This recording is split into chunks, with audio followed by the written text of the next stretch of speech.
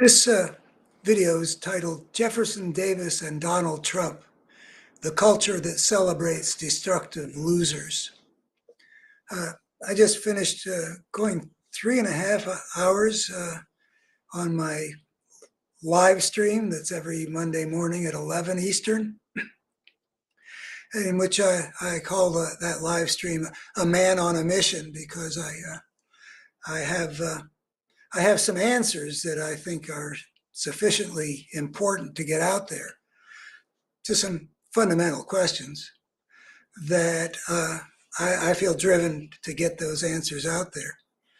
But this one is going to be, this video is more about me being an asker of questions that I come upon as I seek out to understand what goes on in the human world. My answers are, you'll find in my videos and on my website, abetterhumanstory.org. And it's got to do with how to understand the battle to preserve American democracy from fascism. And it's got to do with the wider battle, ultimately, about whether human civilization is going to survive or destroy itself. So those are where I take the big deal ideas that I think actually hold water and put some important matters in a different light. So I get up on my soapbox and get long-winded to convey those things. And that book back there, The Parable of the Tribes, The Problem of Power and Social Evolution, is sort of the foundation of from which this whole thing is unfolded. The idea came to me in 1970. The University of California Press published it in 1984. It's been available from SUNY Press since 1995 in a second edition. But there's a whole lot of interesting stuff in the world that I really don't understand nearly to my satisfaction. But I observe things, and the next video I make today, unless I run out of steam, is going to be about why has fascism gained so much ground and democracy lost that ground globally over the last 20 few years. That is a question about which I've got some things to say, but about which I remain really puzzled. But here I'm going to provide some observations that raise a question in my mind, and I'll venture what I can in relation to the question. Namely, let's start with something I've thought about for, I don't know. I went deeply into the Civil War, and in particular into the pre-Civil War period, for a lot of years. I taught about the Civil War to bright students in their late teens between 2002 2004. But there is stuff I came across that really piqued my interest. And so even though I've been writing about saving American democracy since 2004, no longer teaching those kids about it. I studied up on the Civil War, and golly, there are amazing things about the way the country split up. And let me just refer you to a couple things if you want to see some of my thoughts about the Civil War in general.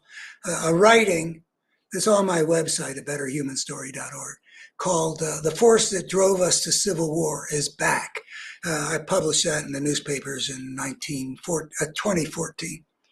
And then I did a video just last week on why the Civil War is nothing to celebrate, and it went deeply into the pathologies on the Southern side, which is where even though I'm not going to say that the North was filled with unadulterated virtue or anything like that. The the main reservoir of brokenness that drove us into that national nightmare grew out of the states that seceded, out of the Confederate States of America, out of the slave power, out of the economic system that was based on slavery, and out of a social and political system that was in which the division between a very powerful and rich few and the mass of poorer whites was way more pronounced than in the North. So um, I refer you to that video. I don't. I'm not trying to demonize anybody, but I just, as a student of social forces, see a predominance of brokenness in the South that gave us this terrible, terrible war that inflicted wounds on the nation from which we still have not recovered. And I say that sitting here in Virginia, on the mountains, on the western flank of Virginia's Shenandoah Valley, where the schools are named after Confederate generals. And where there was a highway, not, I mean, I think there's something around here that's named after Jefferson Davis. But I got thinking about this actually back in the 1980s, when I come to think of it. I got a job in Crystal City, which is just across the Potomac from Washington, where I'd been working in national security areas. And I got a job, this is just incidental, but this was a company that was going to provide global intelligence to corporate and other customers based on using computer technology in a way that seems very pedestrian now, but would have been earth-shattering then. It ended up that they just invested way too much in setting up, renting space and buying equipment, and ran out of money before they were able to actually get going, which disappointed me in that they were telling me that they would let me run a quarterly about global affairs, which I would have loved to do. Yeah, but that was then. This was 1982. And I commuted from Bethesda to Crystal City. And I had frequent occasion to drive on Jefferson Davis Highway. That's the relevance of all this. And I got thinking about how Jefferson Davis is a hero in the former Confederacy. And I talked about this on that video I made. I went, this was one little component of the pathology I see on the side of the Confederacy. Jefferson Davis and the other people who are leading the movement to secede, in the wake of Lincoln's election, and their unwillingness to live under the presidency of an opponent of theirs. They had long dominated the national government.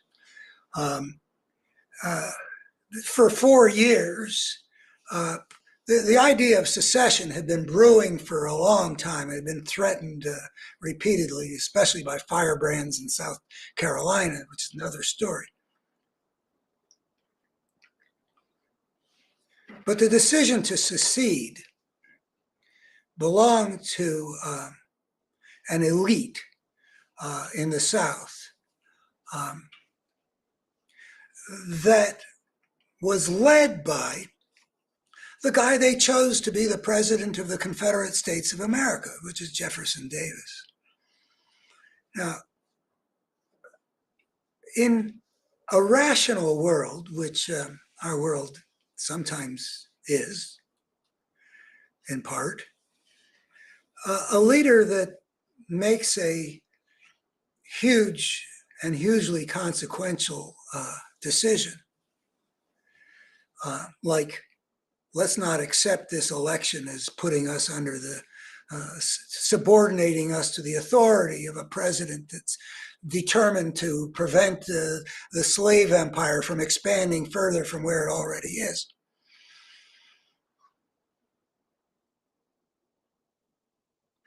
And if that decision turned out to be a catastrophe for the region, and it was. I mean, the number of, the proportion of the male population of the, a white male population of the South that were killed in the battles of the Civil War was nightmarish. What it did to the social fabric of the society, a war waged to preserve slavery, it ended up being lost with an amendment in the Constitution that was going to ban slavery forever. You know, if they hadn't seceded, nobody was going to take away their slaves. Lincoln surely wasn't. He was clear that he did not have the constitutional authority to mess with slavery where it already existed. His constitutional authority had to do with expansion. So they would have been intact, a very rich and powerful region with still, and nobody was going to take their slaves away from them. But they made that decision. And they had elected, I don't remember exactly how. I mean, the South had very sympathetic candidates in the general election. Stephen Douglas of Illinois wasn't sympathetic enough for these out of their head Southerners filled with a passion, passionate intensity. So the Democratic Party split apart, and they nominated, what was his name, Breckinridge from Georgia or North Carolina. Anyway, a real slave power candidate. And I really don't know exactly what the process was by which Jefferson Davis was arrived at as the president. I mean, he was, I think, a senator in the United States Senate before all this. But in a rational world, anyway, they chose Davis, and he was the leader, the hero, enough to get things named after him a century later or a century and a half later. So he was a big figure. The responsibility for that decision, which proved out to be such a catastrophe, certainly should get in the way in a rational world of any celebration of Jefferson Davis. Why would you name a highway or a high school or anything after a guy whose leadership proved so catastrophic? But they did. I mean, that's simply a fact. These are all facts. The question then arises, how does that happen? What is it about the culture that leads to making heroes out of leaders that completely blew it? Completely blew it. Led to the loss of their basic social and political structure. Led to the nightmares of war and to the chaos of the Reconstruction period. I mean, they did manage to build the slave power back in large measure. And that's one of the great tragedies of American history. But that's another story. Meanwhile, look, Jefferson Davis has become a hero in the South, and all the military leaders. This catastrophic decision to secede and fight a war, to defend the power of slavery, to expand its empire, generated heroes through the generations. How does that work? I would much rather celebrate a leader, like FDR. There's a guy who you can look at the various effects that he had on the world. Um, Not that it was unadulterated success all the time, but he did get us out of the Great Depression. He gave the country hope. He did a lot to help win the World War II, not least coming up with creative ideas to prevent Hitler from overrunning England, Great Britain, the United Kingdom, however you want to call it. In which case, what happens to any kind of D-Day? Helped set up the United Nations, created Social Security. Now there's somebody worth celebrating, but a guy that leads the region into a secession that proves to be a catastrophe at every level, what's that about? Well, I don't recall how much I've written about this issue. I don't think I've gone to any great lengths because I haven't had a whole lot of insight. But I like raising questions too. In my lifetime, I've sort of had different eras of the question asking, followed by answer giving, followed by question asking. I love doing radio shows in which I would pose questions because I'd run out of things to say that I thought there was any point in saying. So I like this question without having a great answer to it. Now I'm looking at it anew in a way, wondering if what we see in America today provides any kind of a clue.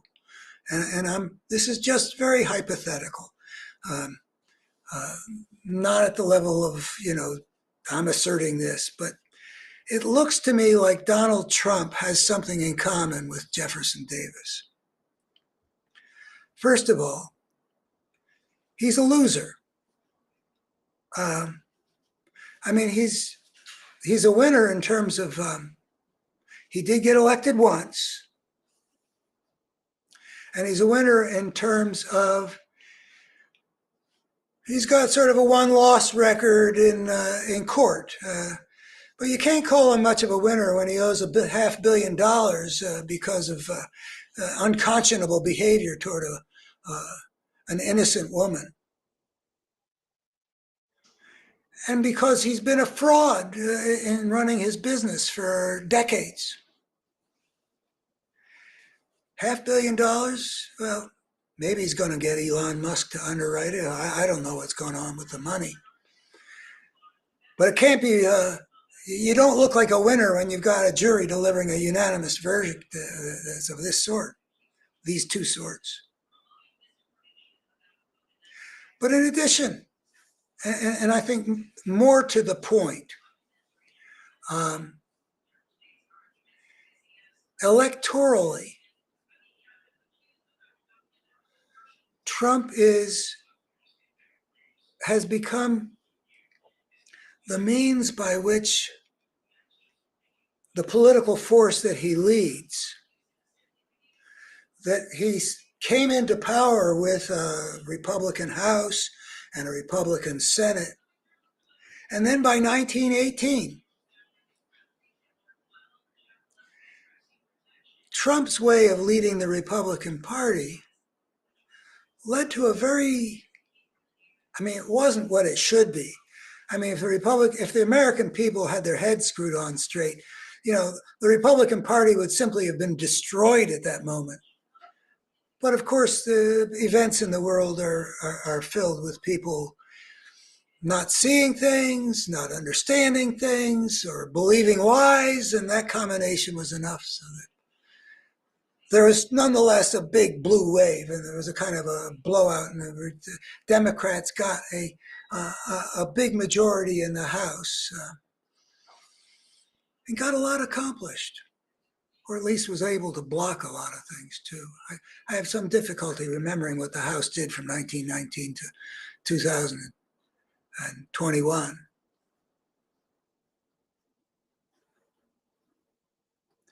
And then there's the election of 2020. And again, if the American people had their heads screwed on straight, I mean, we hadn't seen that this guy was going to do a coup d'état, but he'd already completely botched the pandemic, and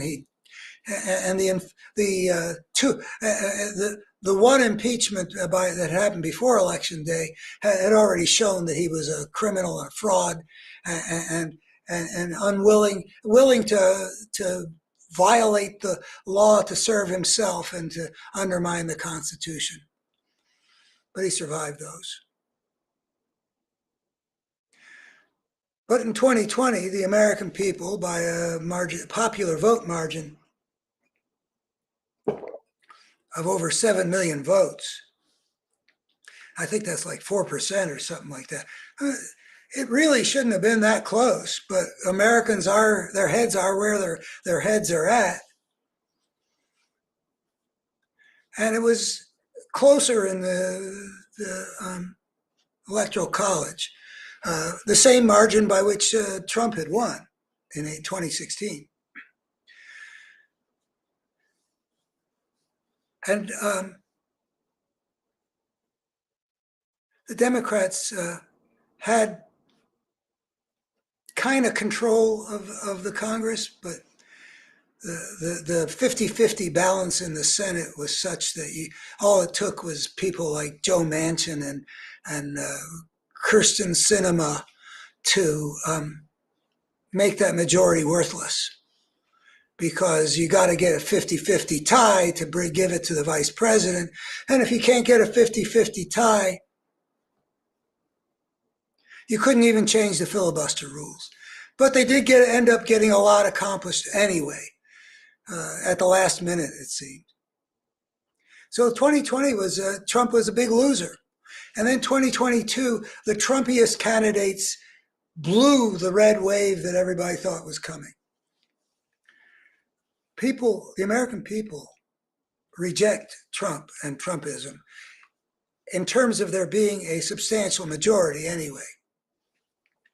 Not nearly the majority that the America I want to live in would be, but enough. There have been Republicans in this campaign season, including Nikki Haley, by the way, who would emphasize that Trump is a loser. I think that she actually used that word, and Biden's been using that word, because we know that Trump is very thin-skinned on the subject of being a loser. I mean, he's the only candidate in American history for president who lost an election and refused to concede defeat. Can't stand it. But he's a loser. If you look at since 2016, and yet, like Jefferson Davis, he's hugely a hero for a great many people in the Republican base. And between the Republican base and the whites of the former Confederacy, there is a lot of overlap, not only numerically, but spiritually, I would say. But I won't go into what I mean by that. But the force that drove us to civil war is back, is what I wrote in 2014.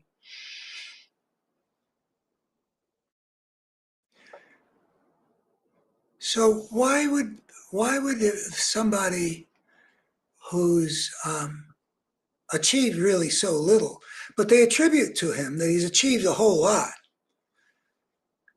I don't know.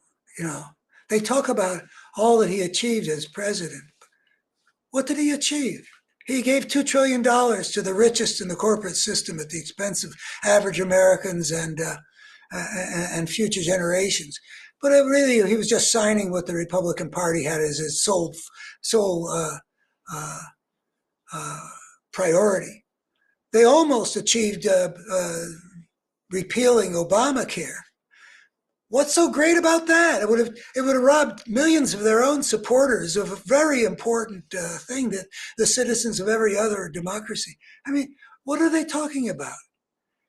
What do they think makes Jefferson Davis a hero? I mean, if you ask one of these people who would say, yes, Jefferson Davis is one of my heroes, and you ask them, well, what the hell did he do that makes him a hero? What would they say? Anyway, so there seems to be clues to the extent to which what today's Republican base is doing with Donald Trump, almost deifying the guy. And he likes that, it seems.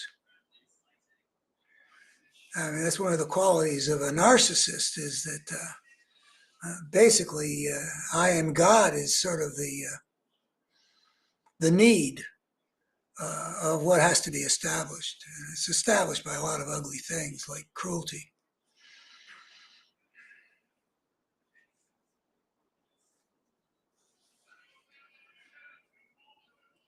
And I wonder if we see in today's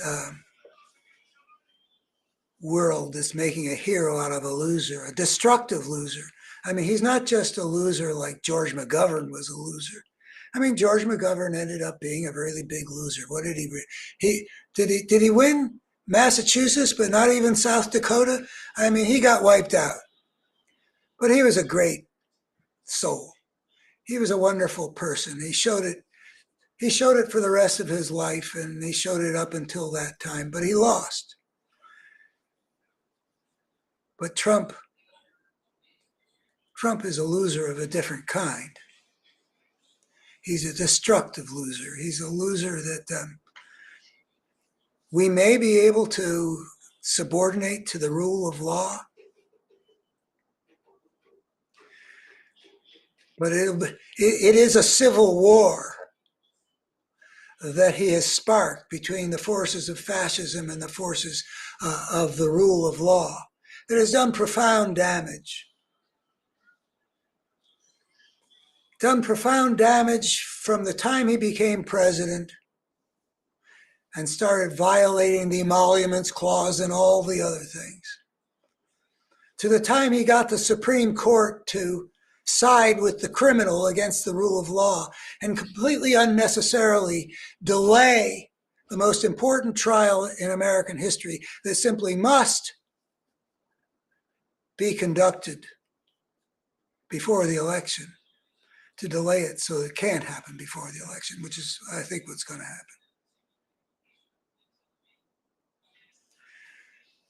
He's been fighting against the rule of law all along, and he's had some victories.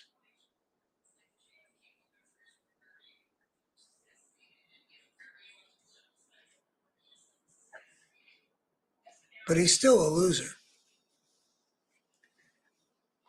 And he's done nothing constructive. You know, that's kind of the remarkable thing about the Republican Party itself, and has been for a very long time. Now, if I think back to W's presidency, I can think of there was a little bit that they proposed to do that would advance America and sort of build a better America.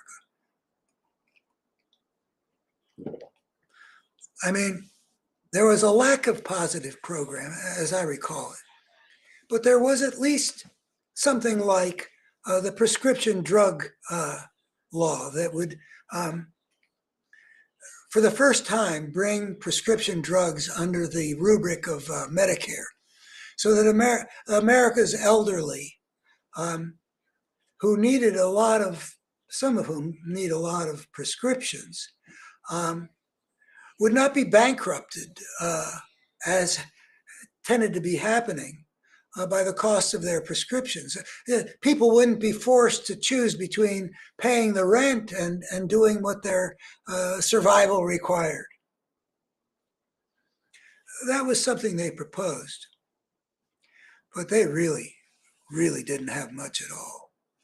He came into the second term thinking about privatizing Social Security. That's not a step forward. You know, that's the plutocracy. That's the plutocracy trying to gain back territory that was, the capitalist greed trying to undo the more collective sharing that a mixed economy strives for to get the best of both worlds, the market and the welfare state. They had nothing. But now, when Trump was president, there wasn't, I mean, and even beforehand, when the Republicans have shown no interest for a very long time in making any steps forward. And when the question of health care insurance reform, whatever you want to call it, came up, the role they played was purely destructive. I mean, it was obvious we had a national problem. We were losing 50,000 lives a year unnecessarily, according to the statistics, and losing something like $2 trillion. The other people were getting better systems for half the price. It was obvious we needed to do something, but the Republicans acted as if it wasn't. They were not interested in moving anything forward. So there's a kind of nihilism that one picks up here. The Republican-based, people, I've started reading this. I've been writing this for a long, long time. The Republican-based base doesn't seem to have any need for the Republican Party to present a positive program. You remember the platform in, what was it, in Milwaukee in 2020, the Republican platform was something like, whatever Trump says. Can you imagine? I mean, would any Republican, well, we've seen Republican platforms over the years. I've said that I've followed Republican, I've followed news basically since 1956. So I paid attention to the national convention that renominated Eisenhower and the Democratic convention that renominated Stevenson. I was paying some attention at least.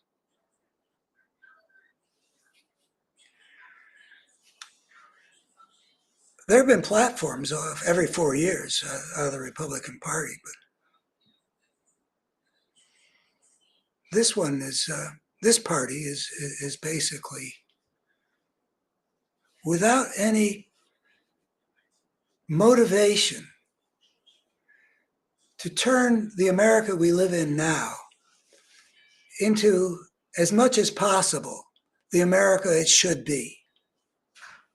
I mean, this may have been, I don't know. I'm loath to say right now that this is a great society. It is too deeply sick at the moment. But it has been a great society by the standards of civilized history. I mean, there are reasons why the what's that expression at the bottom of the huddled masses yearning to breathe free came to these shores. But we aren't perfect, and we've never been perfect. And there were the years where I was growing up, where you really had the feeling that Americans were more or less committed to the idea of making America better and better and better. Integration was part of that. It led to also the liberation of women from a role of a subordinate nature in terms of power and status. The provision of justice to more people and protections. Anyway, there's a long list of things that we could see were getting better, including the rights of workers and the growth of a middle class and the people rising out of poverty. There was a lot of good stuff happening, and the Republican Party had its role, its way of envisioning how to make progress. It was in favor of developing a better America, even though it was much more likely to be the resistant than the initiator of social progress. So there's a nihilism there. And then when I think about that nihilism, I think about the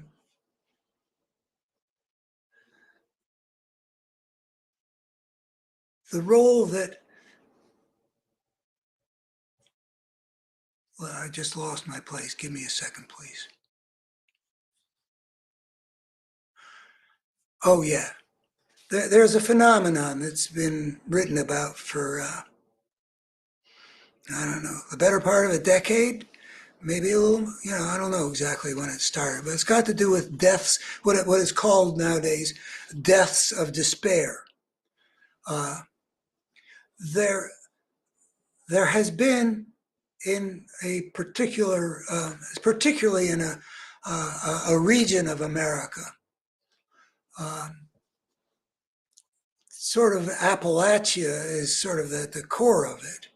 It goes up into central Pennsylvania and includes a lot of West Virginia, and it also, it's not like a strict line around it, but there's a blob of Middle America, and I don't have a very clear notion of just how far afield these deaths of despair go.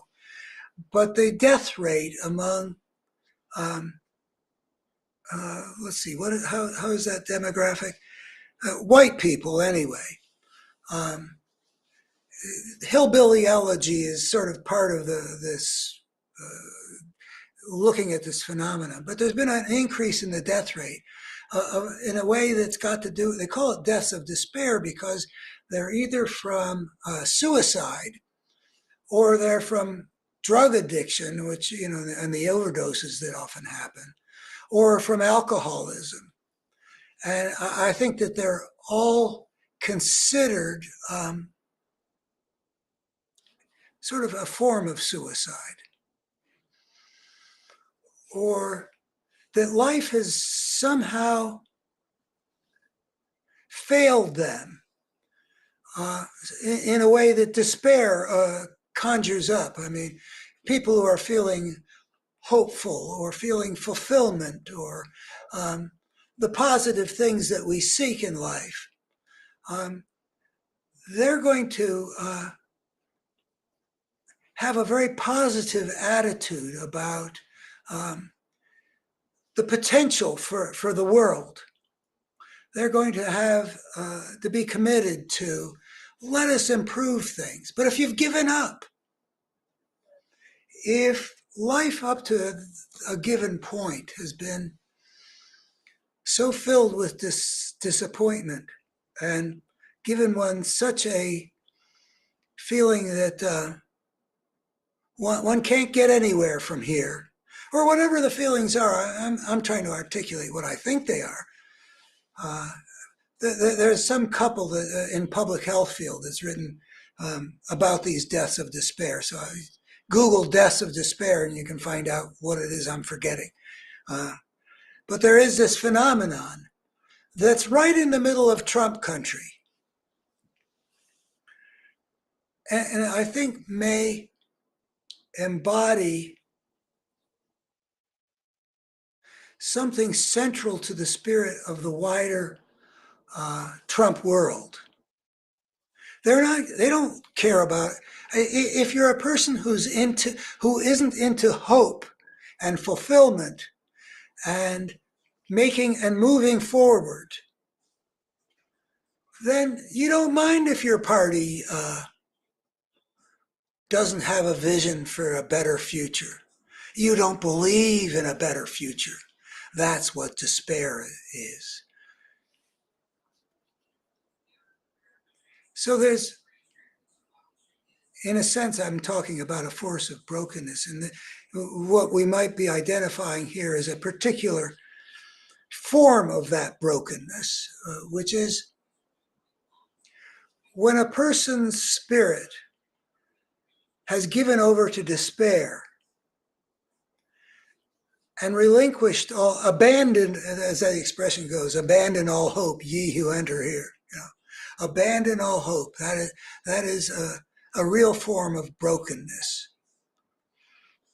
there is a book that just occurs to me back from the 1980s by uh, Lionel Fox, I think was his name, and he had a co-author, Robin something. It was a whole menagerie. Anyway, it was the biology of hope, and I believe the thesis was that there is a prejudice built into us for hope. And I say, in my Better Human Story perspective, that if we have that tendency built into us, it must be life-serving or it wouldn't get selected for. So despair is really a kind of brokenness. Uh, Life within us is striving to hold on to hope because that feels better.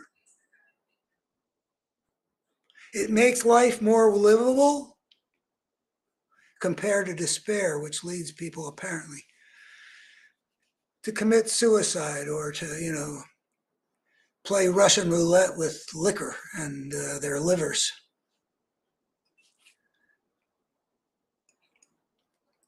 Or keep shooting up something which one day might turn out to have fentanyl in it.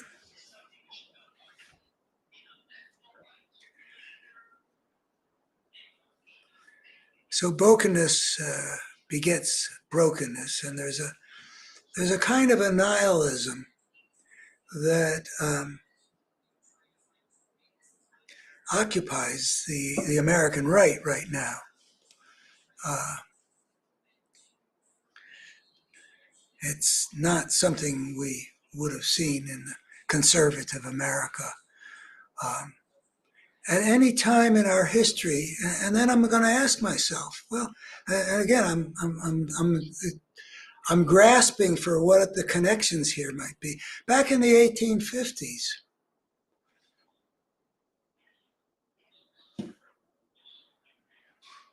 was there a kind of a nihilism then?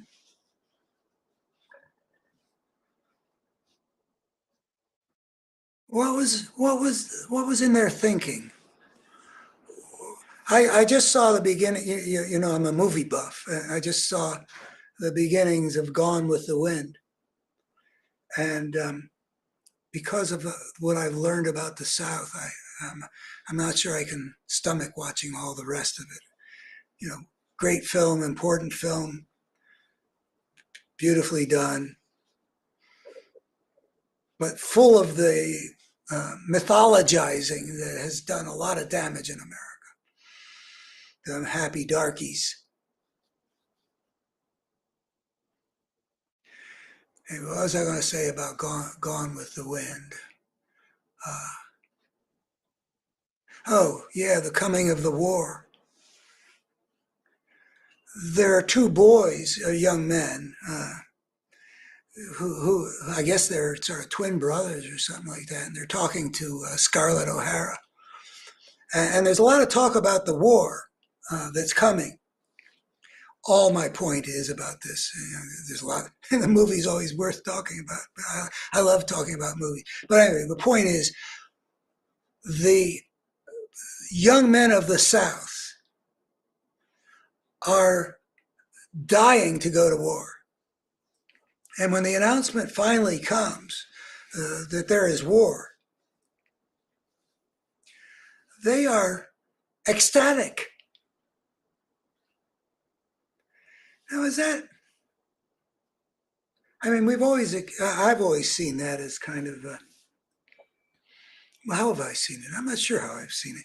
I mean, we often see that in war movies, uh, but never so much as the South in the Civil War. But, that young men are enthusiastically rushing to sign up. Well, I can feel that about World War II. At least, when World War II happens and the Japanese have bombed Pearl Harbor, and shortly Hitler declares war on the United States, and we've got this global conflict which has been thrust upon us. I kind of like to see the young men uh, rallying to their country's call. But I feel differently about when I think about the young men of the South that the Gone with the Wind shows. And by the way, I believe that to be historically accurate, and I'm not sure how certain I am. But there was a passion rising in the South. They were hungry for battle. Is that got something akin to the deaths of despair, some kind of nihilism, some vision of a world that's at war as being preferable to the world that's at peace? I just read something on somebody's Facebook page about the working, how fascism works, and it's got to do with creating a mythology that replaces the reality and gives people a feeling of excitement. It's better than having to make a human life here in this, humdrum democratic society or something like that. Better than war. I mean, if human males have some need to have some kind of a war, uh, because that's what we evolved to have some kind of a wrestling match with our other side. Um, well, football games are really good for that. Oh, and so are the other team sports, or even a tennis match. I always feel that my experience on a football field gave me uh, some experience of warriorhood. Uh, the coaches certainly socialized in those terms. It was the same kind. There was some kind of a boot camp quality to a football coach's relationship uh, to his players. Uh, we can sublimate these things. We don't need war.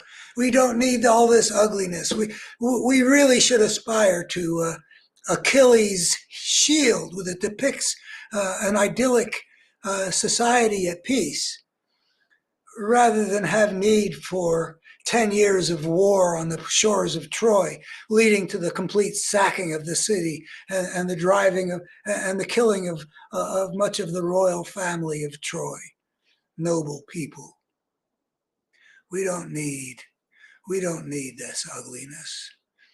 The Lord's Prayer doesn't say, "Give us this day our daily killing." There are all kinds of nice ways of competing with each other that can be compatible with goodwill toward men and peace on earth. The Greeks had a vision of that they had in the Olympics. So we've got the South filled with a spirit that welcomes war, and not a war that's been thrust upon them, but a war that they've provoked by a lawless act of secession. As I've argued elsewhere, their real job had to be that they take their argument with the President of the United States over the right to secede to the Supreme Court. How they would have done or how they should have done, we'll never know. Well, I never know. I mean, this court did hand down Dred Scott, which was way to the interests of the slaveholders. So I'm imagining that if they had taken it to the Supreme Court, they had a decent chance to have that same court virtually. I don't know if there'd been any turnover at all in 3 years. Say, yeah, you got the right to secede. And then the President of the United States, who had very strong arguments against that, would have been compelled to abide and negotiate some settlement. And I think that might have been better, actually, for the country. But they didn't do that. They were broken enough that they did not respect the rule of law. They were broken enough that they, like the fascist power that we've seen on various countries, declared, we will do whatever we damn please. And if we feel that our well-being and our power and our wealth are better served by our doing something criminal, we will do it. Now, they didn't totally think that it was criminal. I mean, they probably persuaded themselves that the Constitution was on their side. But that wasn't the government that we've got, where any citizen who's persuaded that he's right can use force of arms to back up that assertion. That's not the rule of law. So is that connected with the brokenness that we see after the war?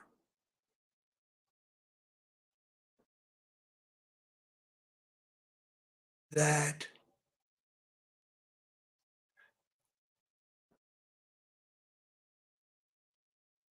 people like Jefferson Davis,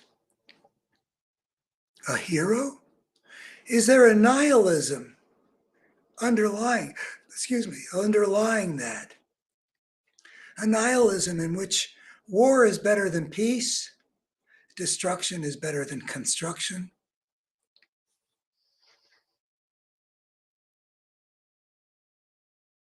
I'm not entirely immune to um, the mythology of the South, which may be valid, that emphasizes its beauties. I don't know what to think about that.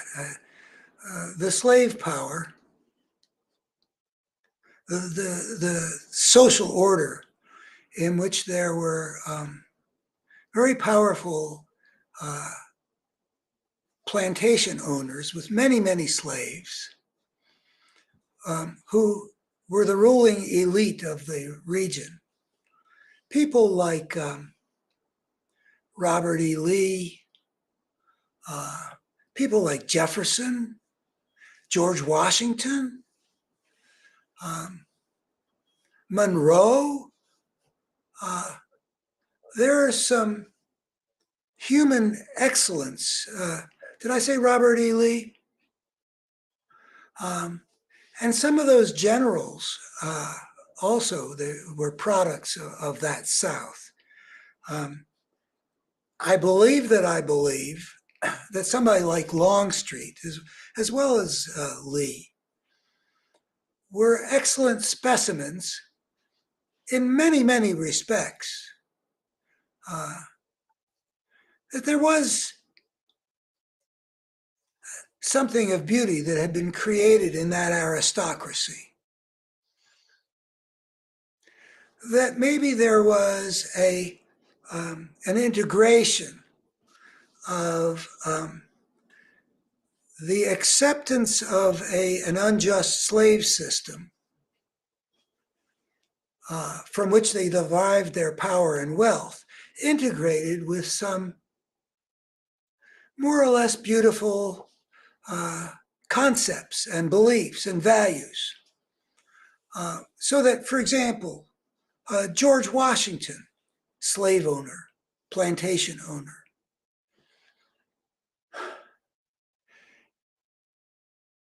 he conducts himself when handed the presidency in a way that shows genuine respect for the idea of the republic that they have established. He refuses. Thrice they have offered him the kingly crown, and thrice he hath refused it. From Julius Caesar. But George Washington, I think, really did. If he'd had Trump's ambition to be an autocrat, he could have gotten pretty far in that direction. First in the hearts of his countrymen. Robert E. Lee's father said, something first in the hearts of his countrymen. And Thomas Jefferson, he penned those wonderful words about endowed by their creator with certain inalienable rights, among them life, liberty, and the pursuit of happiness. And he meant them. So these are decent human specimens, and the slave power aristocracy created them. Monsters too, I'm sure. Jefferson himself talked about the monstrous nature of the impact of slavery.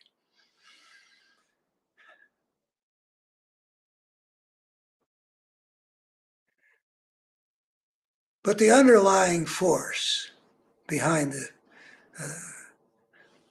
the Civil War was an embodiment of what I call the spirit of the gangster, or the spirit of the warlord, or the spirit of the lord of the manor, to take it a little bit further when the power has been established. You know, that is at the heart of the struggle between fascism and and democracy.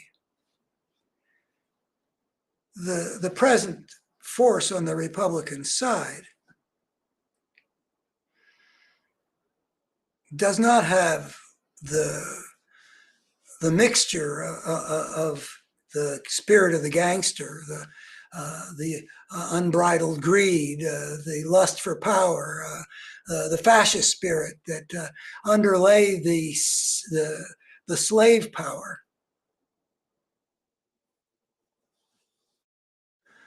They don't have the nobility component that was developed out of that aristocracy. They've just got the spirit of the gangster.